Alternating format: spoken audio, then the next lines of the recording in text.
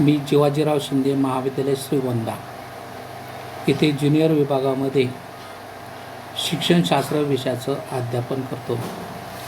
आज आपण लॉकडाऊनमुळं ही ऑनलाईन शिक्षण पद्धत सुरू झाली गेलेली आहे। या ऑनलाईन शिक्षण पद्धतीमध्ये आज आपण प्रकरण क्रमांक 4 अध्ययन प्रक्रिया हे पाहणार आहोत। त्यामध्ये आपण मागील पाठामध्ये की अध्ययन प्रक्रियेची संकल्पना, त्याप्रमाणे अध्ययन प्रक्रियेचे स्वरूप, अध्ययनाच्या व्याख्या असे 3 विभाग 3 मुद्दे आपण चांगल्या प्रकारे काय केले गेलेले आहे, विचार पाहिले गेलेले आहे। त्याचप्रमाणे आज आपण अध्ययन प्रक्रियेची वैशिष्ट्ये हे पाहूया। तर पहिला मुद्दा आहे, पहिलं वैशिष्ट्य आहे की अध्ययनाच्या विविध ज्या व्याख्या आहे, जे स्वरूपावरून अध्ययन प्रक्रियेची वैशिष्ट्ये आपण पुढील प्रमाणे सांगता येते। तर अध्ययन प्रक्रियेची वैशिष्ट्य पहिलं आहे की अध्ययन ही मानवी जीवनातील अशी मूलभूत प्रक्रिया आहे की ज्यामुळे मानवाची प्रगती होते। म्हणजे अध्ययन हे जन्मापासून तर मृत्यूपर्यंत प्रत्येक व्यक्ती ही जीवनाचं सार्थक होण्यासाठी काही ना काही शिकत असतो। म्हणजे एखादं तरी आपल्याला जीवनाचं सार्थक होण्यासाठी एखादं व्यावसायिक कौशल्य हे घ्यावंच लागतं, तरच आपल्या जीवनाचं सार्थक हो।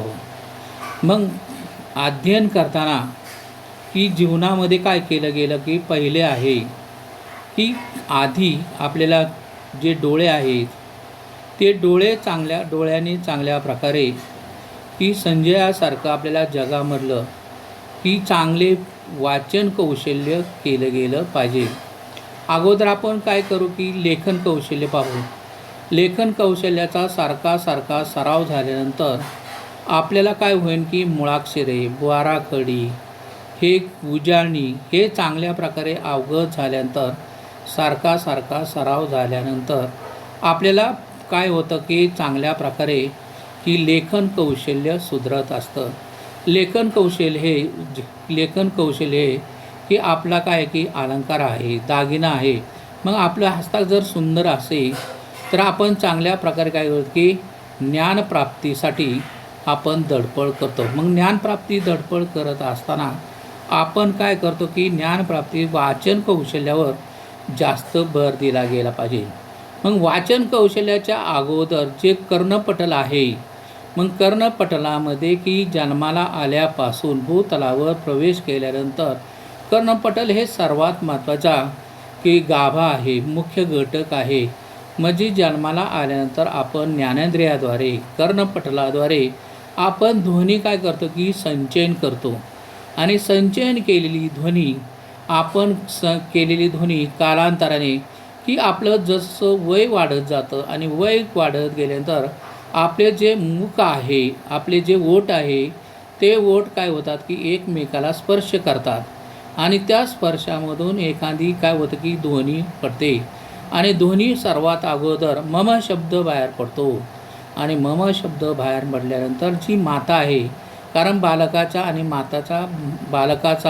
आणि मातेचा जवळ संबंध असल्यामुळं ही त्या बालकाच्या ज्ञानेंद्रिय कर्णपटलावर सदैव की ध्वनी पाठवली जाते, आणि ध्वनी पाठवल्यानंतर ती ध्वनी बालक हे संचयन करतं, आणि संचयन केल्यानंतर की संदिग्ध शब्द त्याच्या मुखामधून बाहेर पडतात। मुखामधून बाहेर पडल्यानंतर त्या संदिग्ध शब्दाला माता काय करते की आकार देते। शब्दाला आकार दिल्यानंतर कालांतराने काय की बालकाला की सराव होतो, आणि सराव झाल्यानंतर की ते बालक चांगल्या प्रकारे बोलायला लागतं।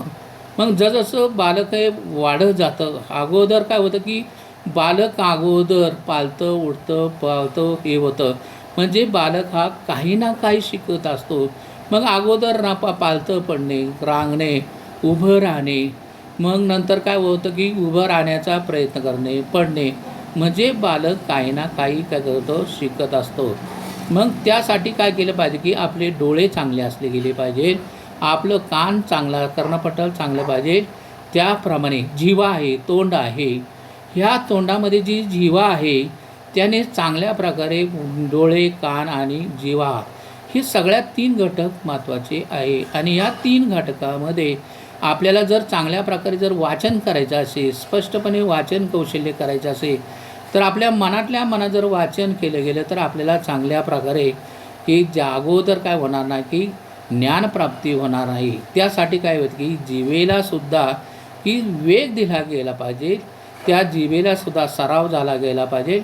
आणि सराव सारखा झाला की आपल्याला काय होतं की ज्ञानप्राप्ती होते. निवड ज्ञानप्राप्ती होऊनसुद्धा की आपण काय करतो की की आपली जी भाषा आहे ती भाषा चांगल्या प्रकारे बोलण्याचा प्रयत्न करतो. मग आपली भाषा सुधारण्यासाठी आपण सदैव काय केलं पाहिजे की शिकत राहिलं पाहिजे, ज्ञानप्राप्ती केली पाहिजे. म्हणजे ज्ञानप्राप्ती करण्यासाठी सारखं आपल्याला वाचन कौशल्य करावं लागतं. तेव्हाच आपलं काय होतं की जीवनाचं सार्थक होतं. मग एखादं कौशल्य असेल, एखादं कौशल्य असेल, एखादा व्यावसायिक शिक्षण असेल, तर अगोदर आपल्या काय होतात की चुका होतात आणि चुकानंतर चुका आणि शिका. ही थोरनाडा हा विचारवंतसुद्धा म्हणतो चुका आणि शिका. अगोदर कोणत्याही प्रकारे की लगेचच्या लगेच तुम्हाला काय होणार नाही की ज्ञानप्राप्ती होणार नाही, लगेचच्या लगेच तुम्ही शिकणार नाही. त्यासाठी काय केलं पाहिजे की तुमच्या हातून चुका होणार आणि त्यासारख्या चुका होत गेल्यानंतर सारखा सराव झाल्यानंतर आपल्याला चांगल्या प्रकारे की लगेचच्या लगेच चुका आपल्याला लक्षात येतात. कारण आपला सराव झाला गेलेला आहे आणि सराव झाल्यामुळंच आपल्या काय होतं की लगेचच्या लगेच चुका सुधारतात. म्हणजे काय होतं की बालक हे की जन्मापासून तर शेवटच्या श्वासापर्यंत हा तो शिकत असतो. म्हणजे बालक भूतलावर प्रवेश केल्यानंतर पहिला श्वास घेतो आणि शेवटच्या श्वासापर्यंत काही ना काही शिकत असतं. म्हणून मानव काय होतं की आपली जीवनाची जर चांगली प्रगती करायची, ध्येय उद्दिष्ट गाठायचं असेल की बाल्य अवस्थेमध्ये मुलांना जर विचारलं गेलं की बालका तुला काय व्हायचं आहे, कारण त्या बालकाला काय होतं की टी व्हीचे माध्यमं आहे, त्या माध्यमामध्ये जी दिसणारी माध्यमं आहेत त्या माध्यमामध्ये काय की सर्वात महत्त्वाचं की दूरचित्रवाणी आहे. आणि ह्या दूरचित्रवाणी संचामध्ये की त्या बालकांना पिक्चर पाहिल्यानंतर, चित्रपट पाहिल्यानंतर किंवा सिरियल पाहिल्यानंतर त्या बालकांना ही पोलिसाची किंवा इन्स्पेक्टरची भूमिका ही सर्वात जास्त आवडते. मग बालकांना विचारलं गेलं की बालका तुला काय व्हायचं आहे, तर तो पटकन कोणीतरी बालक सांगतो की मला काय व्हायचं आहे की इन्स्पेक्टर व्हायचं आहे, मला पोलीस व्हायचं आहे. त्याप्रमाणे की न्यायालयामध्ये कोर्ट भरल्यानंतर, चित्रपटामध्ये भरल्यानंतर की आपलं अवधान, आपलं लक्ष केंद्रित होतं की आरोपींना शिक्षा होतात की त्यांची सुटका होते. तेव्हा काय होतं की न्यायालयामध्ये सुद्धा शिक्षा झाल्यानंतर आपल्याला एखाद्या आरोपीला शिक्षा झाल्यानंतर, गुन्हेगाराला शिक्षा झाल्यानंतर की आपल्याला आनंद भेटतो. त्याप्रमाणे दुसऱ्या बालकाला विचारलं की बाळा तुला कोण व्हायचं आहे, तेव्हा तो बालक म्हणतो की मला काय की वकील व्हायचं आहे. त्याप्रमाणे की बालकाला विचारलं, तिसऱ्या बालकाला विचारलं की बाळा तुला कोण व्हायचं आहे, तर तो म्हणतो की मला डॉक्टर व्हायचं आहे. मग डॉक्टर का व्हायचं आहे की डॉक्टरची मुलं डॉक्टर होतात आणि बाकीचे मुलं आपल्या आईवडिलांच्या अनुकरण करून मला ते व्हायचं आहे. म्हणजे प्रत्येक बालकाचं जीवनाचं सार्थक होण्यासाठी जेव्हा तो कुमार अवस्थेमध्ये येतो म्हणजे 12 ते 19 आणि 19 ते 19च्या पुढं गेल्यानंतर बालकाला विचारलं की बाळा तुला काय व्हायचं आहे, काय शिकायचं आहे. मग प्रत्येकाची ध्येय उद्दिष्ट वेगवेगळी असतात. म्हणजे बालक हे जन्मापासून तर मृत्यूपर्यंत का जीवनाचं सार्थक होण्यासाठी काही ना काही शिकत असतो आणि स्वतःची काय करत असतो, प्रगती करून घेत असतो. त्यानंतर आपण दुसरं वैशिष्ट्य पाहू की अध्ययन ही मनोशारीरिक प्रक्रिया असल्याने अध्ययनामध्ये इंद्रियाची सक्रियता आवश्यक आहे. म्हणजे की अध्ययनामध्ये जर शरीराने साथ दिली की आपल्याला वाटलं की आता आपण काय करू की जास्त प्रमाणात अध्ययन करू, पण शरीरामध्ये अगोदर आपल्या शरीराची तयारी असली गेली पाहिजे, मनाची तयारी असली गेली पाहिजे. शरीर आणि मनाची तयारी असली तर आपल्याला अध्ययन करण्यास काय होतं की अतिशय उपयुक्त होतं आणि चांगल्या प्रकारे अध्ययन करतो. जर शरीराने साथ दिली गेलेली आहे आणि जर मनाची तयारी नसेल तर आपल्याला अध्ययन करता येणार नाही. मग त्यासाठी आपण खेळाचं एखादं उदाहरण पाहूया. मग समजा आपण क्रिकेट खेळत आहे आणि क्रिकेट खेळत असताना की एखाद्या बालक आहे की अध्ययनाला बस म्हणल्यानंतर किंवा एखादा क्रिकेट पाहतोय आपल्या क्रीडांगणामध्ये घरासमोर एखाद्या विद्यार्थी काय बरेच विद्यार्थी मित्रपरिवार हा खेळ खेळत आहे आणि खेळ खेळत असताना बालकाला जर सांगितलं गेलं की बाळा तू जर अध्ययन कर, अभ्यास कर, तर त्या बालकाचं अध्ययन होणार नाही. त्याचं संपूर्ण मन हे बाह्य जगामध्ये म्हणजे क्रीडांगणावर असणार आणि क्रीडांगण असल्यानंतर त्याला ज्ञानप्राप्ती होणार नाही. त्याची मनाची तयारी या क्रीडांगणावर असते. मग त्यासाठी काय होतं की समजा एखादं बालक त्याचे की बॅटिंगचं चालली गेलेली आहे, बॅटिंगचे हे आले गेलेले आहे, खेळामध्ये क्रिकेटमध्ये बॅटिंगची पाळी आली गेलेली आहे, तेव्हा बालक हे की जर अचानकपणे आईचा, मातेचं किंवा वडिलांची दोन्ही त्याच्या ज्ञानेंद्रिय पडल्याबरोबर तरी तो आपल्या मातेला सांगतो किंवा वडिलांना सांगतो की थांबा, माझे क्रिकेट झाल्यानंतर की मी काय करेन, घरी येईल. म्हणजे तोपर्यंत त्या बालकाची काय असली गेली पाहिजे की मनोशारीरिक तयारी असली गेली पाहिजे.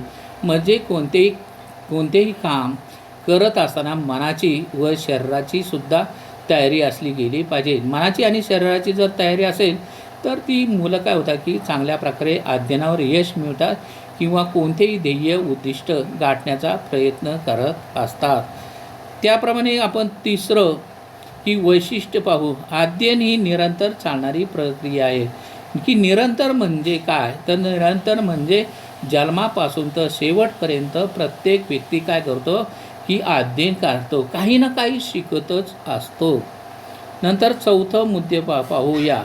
अध्ययन हे हेतुप्रधान अशी प्रक्रिया आहे. म्हणजे प्रत्येक व्यक्तीने अध्ययन करण्यासाठी काहीतरी हेतू असला पाहिजे.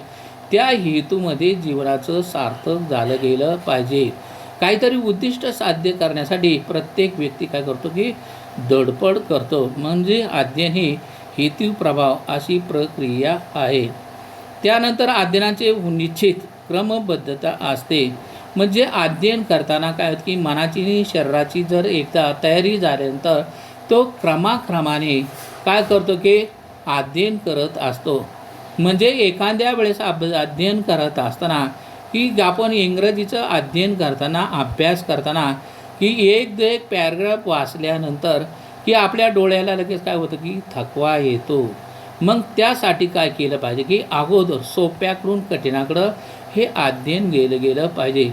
अगोदर तुम्ही काय करता की सोप्या विषयाला हात घाला आणि सोप्या विषयाला हात गाठल्यानंतर की ते काय करतात की चांगल्या प्रकारे काय होतं की ज्ञानप्राप्ती करतात. पण जर अगोदर इंग्रजीचं पुस्तक अध्ययनासाठी घेतलं गेलं तर मुलांच्या काय की निद्रदेवता समोर उभी राहील आणि ते तुमच्या डोळ्यावर काय की झोप आल्याशिवाय राहणार नाही. लगेच शारीरिक थकवा येतो, मानसिक थकवा येतो आणि शारीरिक आणि मानसिक थकव्यामुळं की काय होतं की अध्ययन चांगलं होत नाही. त्यासाठी काय केलं पाहिजे की क्रमबद्धता असली गेली पाहिजे. म्हणजे सोप्याकडून कठीणाकडं हे अध्ययन केलं गेलं पाहिजे. अगोदर मुलांना काय केलं की मुलांनी अध्ययन करताना सोप्या विषयाला हात गाठला गेला पाहिजे, तरच चांगल्या प्रकारे अध्ययन होईल आणि परिपाठ होईल. मग त्यासाठी काय केलं पाहिजे की उजळणी झाली पाहिजे, सराव झाला पाहिजे, पण सराव सारखा झाला गेला पाहिजे. त्यानंतर अध्ययनासाठी आंतरिक व बाह्य प्रेरणा आवश्यक आहे. मग अध्ययनासाठी काय की आंतरिक भावना असली गेली पाहिजे, मनाची तयारी असली पाहिजे, त्याप्रमाणे बाह्य प्रेरणासुद्धा आवश्यक आहे. जर आपण चांगल्या प्रकारे अध्ययन केलं गेलं, सारखं अध्ययनामध्ये यश संपादन गेलं पाहिजे, आपला आलेख हा उंच वाढत जर गेला तर घरातली व्यक्ती किंवा शाळेमध्ये सुद्धा की शिक्षकसुद्धा पहिला विद्यार्थी येणारा जर किंवा पहिला तर तिसऱ्या क्रमांकामध्ये जे विद्यार्थीमध्ये परीक्षेमध्ये चाचणीमध्ये प्रथम क्रमांकाने येत असतात. जर अशा मुलांना जर शिक्षकाने जर पारितोषिक दिलं गेलं, बक्षीस दिलं गेलं सर्वांच्या विद्यार्थ्यांसमोर, तर मुलंसुद्धा काय होतात की स्पर्धेमध्ये उतरत असतात. आणि स्पर्धेमध्ये उतरल्यानंतर मुलं काय होतात की चांगल्या प्रकारे अध्ययन करतात. मग त्यासाठी काय केलं पाहिजे की एखादा घटक आहे, एखादं प्रकरण आहे, म्हणजे आठवड्यामध्ये एखादं प्रकरण शिकवल्यानंतर की त्याच्यावर आधारित काय होतं की सोप्या भाषेमध्ये ही प्रश्नपत्रिका काढायची आहे. आणि प्रश्नपत्रिका काढल्यानंतर मुलं चांगल्या प्रकारे काही की यश संपादन करण्यासाठी आपला क्रमांकसुद्धा 1 ते 3 पर्यंत आला पाहिजे. मग मुलंसुद्धा काय की स्पर्धा एकदा लागली गेली, अध्ययनामध्ये स्पर्धा लागली गेली की मुलं आपोआपच काय होतं की अध्ययना वळतात. मग घरामध्ये सुद्धा की मुलं अध्ययन करतात, अभ्यास करतात. आणि अभ्यास केल्यानंतर त्यांचा जो गुणांक क्रमांक आहे ते पाहून जर आईवडिलांनी त्या मुलांना जर प्रेरणा दिली गेली, बक्षीस दिलं गेलं, तर मुलंसुद्धा ही चांगल्या प्रकारे काय होतात की अध्ययन करतात. पण अध्ययन यश संपादन केल्यानंतर जर पालकांनी त्यांची फसवणूक केली गेली, समजा उदाहरण एखादं पाहूया की 9वीच्या वर्गामध्ये 1ला ते 3रा क्रमांक आले गेलेला आहे. आणि पालक सांगतात की पालक त्याला की पारितोषिक देण्यासाठी, बक्षीस देण्यासाठी प्रबोधने दाखवत असतं की बाळा की वर्गामध्ये जर पहिला किंवा 3ऱ्या क्रमांकाला गेला तर मी तुला बक्षीस देईन, मागल ते बक्षीस देईन, तुला कपडे घेईन, तुला घड्याळ देईन, तुला मोबाईल देईन. अशा प्रकारे प्रबोधने दाखवली जातं. पालकवर्ग प्रबोधने दाखवत असतो आणि प्रबोधने दाखवल्यानंतर मुलं त्यासाठी अध्ययन करतात. जर प्रबोधने जर दिली गेली नाही तर मुलंसुद्धा आईवडिलांवर नाराज होतात. त्यासाठी काय केलं पाहिजे की मुलांना बाह्य प्रेरणा दिली पाहिजे. काय केलं, आईवडिलांनी पाठीवरून मायेने त्यांच्या काय केलं पाहिजे की हात फिरवला गेला पाहिजे. आपुलकीने, जिव्हाळ्याने त्यांच्यावर प्रेम केलं गेलं पाहिजे. मुलांना अध्ययनाकडे नेलं गेलं पाहिजे आणि अध्ययनाचं महत्त्व हे समजून सांगितलं गेलं पाहिजे की अध्ययन हे जीवनाचा पाया आहे. जर तुम्ही चांगलं शिकलं गेलं तर तुमचंसुद्धा आयुष्य चांगले जाईल. त्यासाठी काय केलं पाहिजे की आता आपण 7वं के वैशिष्ट्य पाहूया. अध्ययनामधून अपेक्षित वर्तनात घडून आलं गेलं पाहिजे. मग आपण चांगल्या प्रकारे अध्ययन केलं गेलं पाहिजे, अभ्यास केला गेला पाहिजे. आणि अभ्यास केल्यानंतर जर तुमच्या घरामध्ये, कुटुंब संस्थेमध्ये जर शिस्त असेल तर मुलंसुद्धा काय करतात की उद्याच्या भविष्यकाळात की 3 वर्षापर्यंत किंवा 6 वर्षापर्यंत की बालकावर कुटुंब संस्थेचे संस्कार होतात. शिस्त होती, ते शिस्तीची तिजोरी घेऊनच, कारण शिस्त ही, कारण त्याचं जीवनचरित्र चांगलं होण्यासाठी आई वडील काय करतात की शिस्त लावतात आणि त्याचं चारित्र्य चांगलं घडवण्यासाठी प्रयत्न करतात. चारित्र्य हा मानवाचा अलंकार आहे, दागिना आहे. त्या दागिन्याला कोणत्याही प्रकारे कलंक न लागण्यासाठी, अपमानित न होण्यासाठी की सदैव तो जागरूक असतो. मग आपल्यासाठी आपण काय केलं पाहिजे की आपल्यामध्ये काहीतरी वर्तनात परिवर्तन झालं गेलं पाहिजे. किंवा आपण एखाद्या वेळेस आपल्या हातामधून चुका झाली गेलेल्या आहे, त्यासाठी काय होतं की कधीकधी आपल्याला शिक्षा भोगावी लागतात. शिक्षक किंवा आईवडीलसुद्धा आपल्याला मार्गदर्शन करतात. तुमच्यामध्ये वर्तनात परिवर्तन करण्यासाठी काही ना काही काय करतं की उदाहरणे, दाखले देऊन तुम्हाला पटवून देतात. जर पटवून दिलं नाही, जर दिलं गेलं, जर पुन्हा चुका गेल्या तर तुम्हाला कधी काय होतात की कधीकधी तुम्हाला मारसुद्धा खावं लागतं, शिक्षासुद्धा भोगावी लागते. आणि त्यानंतर काय होतं की आपल्या मनामध्ये की वर्तनात परिवर्तन होत असतं. आपण अध्ययन चांगल्या प्रकारे करत असतो. की 8वा मुद्दा पाहूया की अध्ययनामुळे समायोजन क्षमता वाढीस लागली गेली पाहिजे. म्हणजे समायोजन म्हणजे की परिस्थितीशी जुळून घेणे. की कोणतेही कार्य करत असताना एखादी गोष्ट आपल्याला की ऐश्वर्या आहे आणि ऐश्वर्याला 10वीच्या परीक्षेमध्ये 10वीमध्ये चांगल्या प्रकारे मार्क मिळाले गेलेले आहे किंवा 12वीला असताना तिला सायन्सला चांगल्या प्रकारे मार्क मिळाले गेलेले आहे. पण चांगले मार्क मिळूनसुद्धा जर त्या मुलीची आर्थिक परिस्थिती नसेल, आर्थिक परिस्थितीमुळे तिला काय होतं की मेडिकलला जाता येत नाही. मग ती मुलगी काय करते की समायोजन करते की आपल्या आर्थिक परिस्थितीमध्ये की आपल्याला चांगले मार्क आहे, चांगले गुण आहे, तरी आपल्या मेडिकलला जाता येत नाही, कारण आपल्याकडं आर्थिक परिस्थितीमुळं आपल्या काय होणार की फी भरता येणार नाही. मग अशी मुली काय करतात किंवा मुलं किंवा मुली की आपलं काय की समायोजन करतात आणि जुळवून घेतात आणि FY BScला ते काय करतात की ॲडमिशन घेतात. म्हणजे आपल्याला काय की समजा एखाद्या आपण प्रवासामध्ये आपली कपडे खराब झाले गेलेले आहे किंवा महाविद्यालयामध्ये जो ड्रेस कोड आहे अचानकपणे काय होतं की एखाद्या वेळेस की विष्ठा पडले गेलेले आहे किंवा खराब झाली गेलेली आहे.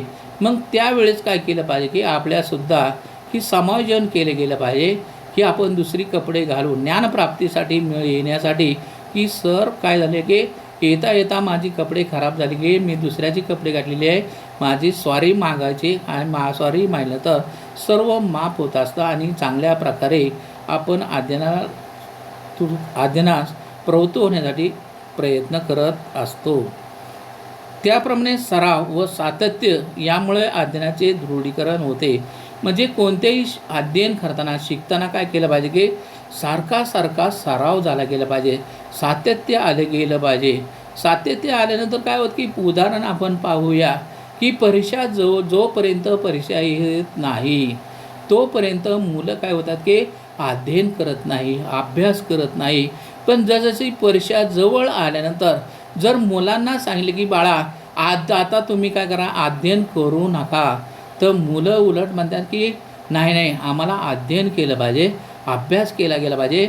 आमच्या थोड्या दिवसामध्ये चाचणी आली गेलेली आहे, 6 माही आली गेलेली आहे, वार्षिक परीक्षा आली गेलेली आहे, नाहीतर माझं संपूर्ण वर्ष वायाला जाईल. त्यासाठी काय केलं की अध्ययनाचा सारखा सराव झाल्यानंतर म्हणजे पहिल्या दिवसापासून जर तुम्हाला ज्ञानाची आवड झाली गेली, वाचनाची आवड निर्माण झाली गेली, लेखनाची आवड निर्माण झाल्यानंतर की तुम्ही चांगल्या प्रकारे त्याचं दृढीकरण होतं, तुम्हाला अभिरुची निर्माण होते आणि अभिरुची एकदा निर्माण झाली गेली, अभिरुची म्हणजे आवड, आपल्याला आवड निर्माण झाली गेली की आपण काय होतं की चांगल्या प्रकारे वाचन कौशल्य करतो. मग वाचन कौशल्य केल्यानंतर काय की कायमस्वरूपी आपल्या मेंदूमध्ये मज्जासंस्थेमध्ये की काय होत नाही की संचयन होत नाही. मग त्यासाठी आपण जे वाचन कौशल्य केले गेलेलं आहे ते काय केलं पाहिजे की ते संचयन केले गेले ते काय केलं गेलं पाहिजे की आपल्याला काय मज्जासंस्थेमध्ये एक मज्जासंस्थेमध्ये स्राव आहे, तो विसरळू स्राव काय होतो की विसरून जातो. मग त्यासाठी काय केलं पाहिजे की आपण लेखन कौशल्य केलं गेलं पाहिजे. मग ज्या वेळेस आपल्याला संकट येते त्यावेळेस आपल्याला आठवत नाही, मग त्यावेळेस काय होतं की आपल्याला लेखन कौशल्य आहे ते उपयोगी पडत असतं. मग त्यासाठी काय केलं की सारखा सराव झाला पाहिजे, सातत्य आले पाहिजे, अनुभव आले पाहिजे आणि अनुभवामुळेच अध्ययनाचे दृढीकरण होते, महत्त्व होते आणि चांगल्या प्रकारे यश संपादन होते. त्याचप्रमाणे 10वं वैशिष्ट्य पाहू, अध्ययनाद्वारे घडून येणारे वर्तनातील बदल प्रगतीच्या स्वरूपात येत असतं. म्हणजे अध्ययनाचा चांगल्या प्रकारे आलेख हा उंच वाढत गेल्यानंतर चांगल्या गुण पडल्यानंतर मार्क पडल्यानंतर आपण सुद्धा काय करतो की चांगल्या प्रकारे अध्ययन करतो. त्यानंतर पाहूया की 11वं वैशिष्ट्य पाहूया, अध्ययनामध्ये नवीन गोष्टीचे संपादन अभिप्रेत आहे. त्यानंतर 12वा वैशिष्ट्य पाहू, अध्ययनामध्ये ज्ञात म्हणजे माहीत असलेला भाग. मग आपण अध्ययन करताना ज्ञानप्राप्ती करताना की अगोदर आपल्याला काय होतं की शब्दार्थ माहीत असं ज्ञात आहे, माहीत आहे आणि माहीत असल्यानंतर विद्यार्थ्यांना ज्ञानप्राप्ती मिळत असताना आपल्याला जे ज्ञान आहे माहीत आहे. मुलांना आपण एखादं उदाहरण पाहतो की मुलांना ज्ञात आहे काय, माहीत असलेल्या गोष्टी पाहूया. म्हणजे आपण वर्गामध्ये की ज्ञानेश्वरांचा फोटो लावलेला आहे किंवा तुकाराम महाराजांचा फोटो लावलेला आहे. जर मुलांना विचारलं की मुलांनो की हा फोटो कोणाचा आहे, म्हणजे एखाद्या कुटुंब संस्थेमध्ये की मुलांना ज्ञानेश्वरांचा फोटो पाहिलेले आहे घरी त्यांच्या ज्ञानेंद्रियपर्यंत कर्णपटलावर सारखे जर ज्ञानेश्वरांच्या फोटोविषयी महत्त्व माहीत असेल तर मुले काय होतं की लगेच उत्तरे देत असतात. म्हणजे मुलांना काय होतं की अनुभव आलेला असतो, अनुकरण आलेलं असतं, त्याचं थोडंफार माहिती ज्ञानप्राप्ती ही मुलांच्या कर्णपटलावर गेली असती. म्हणून मुलं की सारखं सारखं पाहून ते चित्र पाहून मुलं काय होतं की लगेच ओळख देतात. मग ओळखा पाहू, मग ओळखा पाहू की आता समजा आपण घरामध्ये जे बालक आहे त्या बालकाला काय करतो की लहान बालक आहे, बाळा मी आवाज काढतो, ध्वनी काढतो, ती ओळखायची आहे. मग आपण काय करतो, विविध प्राण्यांचा आपण पक्ष्यांचा काय करतो की आवाज काढतो आणि मुलं बरोबर काय होतं की त्यांच्या जवळ त्यांना अनुभव आलेला आहे आणि त्या अनुभवामधून मुलं शिकत असतात. लगेचच्या लगेच अनुभव आलेली जी ध्वनी आहे ते लगेचच्या लगेच काय सांगतात की मुलांना विचारलं की बाळा चिवचिव कोण करतं, तर मुलं लगेच सांगतात की चिमणी करते. काव काव कोण करतं, तर लगेच सांगतात की कावळा करतो. म्हणजे मुलांच्या जवळच्या काय झालं की अनुभव आलेले असतात, प्रत्यक्ष पाहिलेले असतात, मग सांगितले जातात. पण आपण पाहूया, जर मुंबईमधल्या जर विद्यार्थ्यांना विचारलं की बाळा दूध कोण देतं, तर ती म्हणतात की लगेचच्या लगेच काय सांगतात की दूध हे भैया देतात. आणि आपल्या ग्रामीण भागातल्या विद्यार्थ्यांना विचारलं बाळांना दूध कोण देतात, तर ते सांगतात की विविध घरामध्ये की शेळी आहे आणि ती शेळी म्हणजे गरिबांची गाय आहे. ही म्हणजे मुलं सांगतात की शेळी देते, गाय देते, म्हैस देते, विविध प्राणी दूध देतात. मग अशा प्रकारे की जे अनुभव आले गेलेले आहे, जे माहीत नाही, ज्ञात आणि अज्ञात असे दोन भाग आहे. ज्ञात म्हणजे माहीत असलेल्या भागाची आपण काय केली पाहिजे, ओळख करून दिली गेली पाहिजे. मग आपण पाहतो की मुळाक्षरामध्ये अ रे अननासाचा, ब क रे कमळाचा. मग आपण पाहतो की आपल्याला आपल्या मुखामधून तिसरीच्या 3 वर्ष झाल्या वयाची 3ऱ्या वर्षी किंवा 2ऱ्या वर्षी की आपल्याला काय होतात की माता सांगतात की घरातले बाळा जा कप घेऊन ये. कप आला आपण काय करतो की कप घेऊन घेतो, कारण आपला काय होतं की सारखा सारखा त्याच्याशी संबंध येतो. पाणी घे, ग्लास आण, चमचा आण, म्हणजे त्या बालकाला काय होतं की त्या वस्तू माहीत असतात आणि त्या बालकाचं मूल्यमापन करण्यासाठी आईवडील आई काय करते की बालकाचं किती ज्ञान प्राप्त झाले गेले, मग त्याचं मूल्यमापन करते, परीक्षा घेते की बऱ्याच वस्तू तिथे त्याच्या किचन वाट्यामध्ये किंवा परिसरामध्ये घरामध्ये वस्तू टाकते. बाळा चेंडू आण, कारण बाळाचा चेंडूचा आणि याचा सारखा सराव झाल्यामुळं बालकाला लगेच काय होतं की चेंडू समजतो, बॉल समजतो. मग त्यासाठी काय केलं पाहिजे की अध्ययनामध्ये जे ज्ञात माहीत असलेल्या गोष्टी अगोदर मुलांना विचारायचं, म्हणजे ओळखा पाहू हे पाहिलं गेलं पाहिजे. अज्ञात म्हणजे माहीत नसलेल्या भागाची आपल्याला काय करायची की ओळख करून द्यायची आहे. मग ओळख करून देत असताना ही माहीत नाही, मग आपण काय होतं की विद्यार्थ्यांना वर्गामध्ये फोटो लावलेले असतात, बरेच फोटो लावलेले असतात आणि ओळखा पाहू की मुलांना येणार नाही. मग त्यासाठी मराठीचं अध्यापन करताना किंवा कोणत्या विज्ञानाचं अध्यापन करताना मुलांना अगोदर काय केलं पाहिजे की धोके सांगितले गेले पाहिजे. म्हणजे जर धोके सांगितले गेले नाही, मुलांना फायदे सांगितलं गेलं. समजा तुम्हाला वर्गामध्ये प्रयोग करायचा आहे, विज्ञानाचा प्रयोग करायचा आहे, तुम्ही बिस्लरीच्या पाणी बिस्लरीमध्ये काय की ॲसिड आणलं गेलेलं आहे आणि अचानक उन्हाळ्याचा दिवस आहे, कारण उन्हाळ्याच्या दिवसामध्ये की हिवाळ्यात जास्त करून काय होत नाही की प्रयोग केले जात नाही. उन्हाळ्याच्या दिवशी प्रयोग करतात. अचानक एखाद्या मुलाला, बालकाला जर तृष्णा लागली गेली, तहान लागली गेली, तर अचानकपणे अवधानाने जर वर्गाच्या बाहेर गेल्यानंतर एखाद्या मुलाला जर तृष्णा लागली गेली, तर ते बालक काय म्हणतात की त्या बालकाला अतिशय आनंद होईल. बिस्लरी पाहिल्यानंतर मुलांना ही स्वच्छ पाण्याची बिस्लरी पाहिल्यानंतर कोणाला बी आनंद होणार. ते पटकन येणार आणि ती बिस्लरी उघडणार आणि पाणी पिणार. जोपर्यंत पाण्याचा आणि तुमच्या शरीराचा संबंध आहे आणि जर तुमच्या त्वचेवर, एखाद्या कोरड्या त्वचेवर जर ते ॲसिड पडल्यानंतर तुमच्या शरीराचं काय होतं की पेट घेतो, विजाव होतात. मग त्यासाठी कोणत्याही प्रकारे माहीत नसलेल्या भागाचे अगोदर काय केले पाहिजे की आपल्याला त्यांना मुलांना माहिती करून दिली गेली पाहिजे, म्हणजे वर्गामध्ये धोके होणार नाहीत. त्याप्रमाणे की अध्ययनाचे प्राप्त झालेल्या ज्ञानाचा उपयोग दुसऱ्या प्रकारच्या अध्ययनामध्ये करता येतो. म्हणजे एका विषयामध्ये मिळवलेलं ज्ञान आहे तेच ज्ञान, तेच कौशल्य दुसऱ्या विषयामध्ये सुद्धा काय गेलं पाहिजे की उपयोगी पडलं गेलं पाहिजे.